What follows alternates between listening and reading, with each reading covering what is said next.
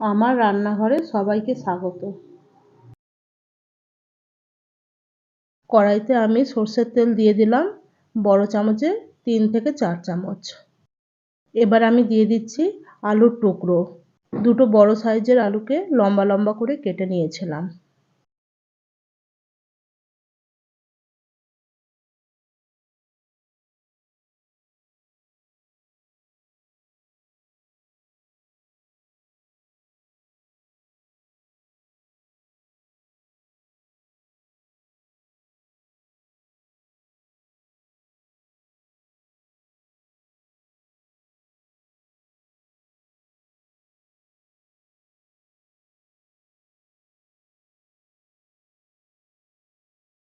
আলুগুলো হালকা নেড়ে নিয়ে দিয়ে দেবো দুটো চেরা কাঁচা লঙ্কা।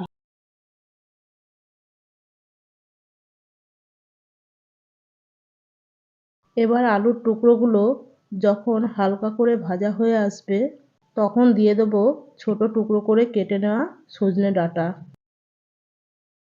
তারপর 2 মিনিটের মতন এইভাবে নাড়াচাড়া করে খুব ভালো করে ভেজে নিতে হবে।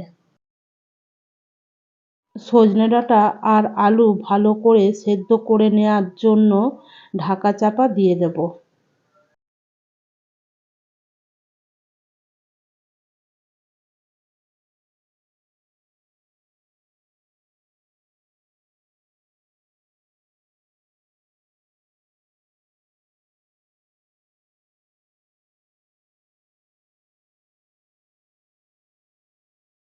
এবার দেব স্বাদ মতন নুন,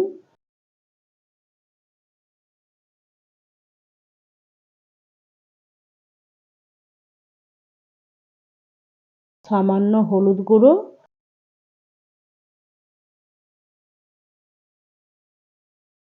আর হাফ চামচের মতন কাশ্মীরি লঙ্কার গুঁড়ো। সমস্ত উপকরণগুলো ভালো করে মিশিয়ে নেব।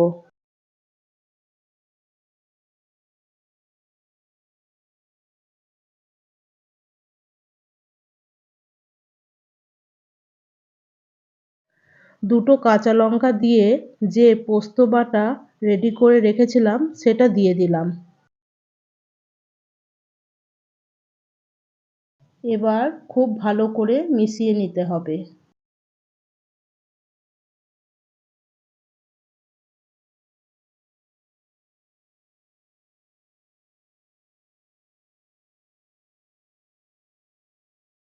এবার পোস্ত বাটার যে জলটা ছিল সেটা দিয়ে দিলাম।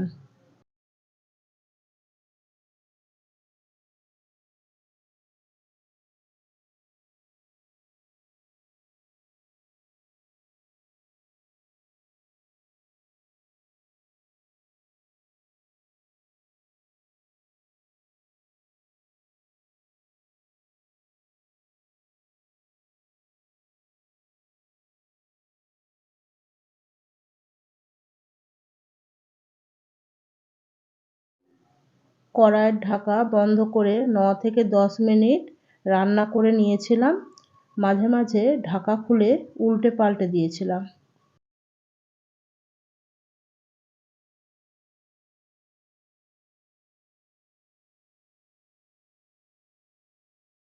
2 চামচ সর্ষের তেল ছড়িয়ে দিলেই তৈরি হয়ে যাবে ডাঁটা আলু পোস্তের এই রেসিপিটি।